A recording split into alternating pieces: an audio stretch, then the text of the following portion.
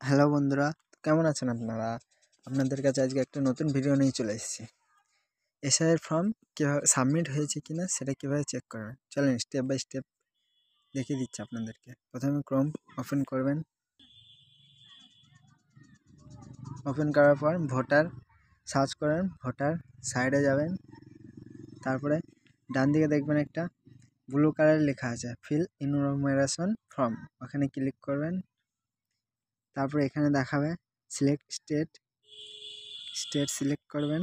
আপনি যদি ওয়েস্ট বেঙ্গল হন ওয়েস্ট বেঙ্গল সিলেক্ট করবেন। তারপর আপনার ভোটার ইপিক নাম্বারটা দেবেন এখানে। তারপরে এখানে সার্চ ইপিক নাম্বারটা দেবেন। তারপরে এখানে আপনি সার্চ অপশানে ক্লিক করবেন, দিয়ে এখানে লেখা লাগাবে your form has already been submitted, for more details contact your BLR. আরও ডিটেলসে জানতে বিএলআর সঙ্গে যোগাযোগ করতে বলছে। আপনার ফর্মটা সাবমিট হয়ে গেছে।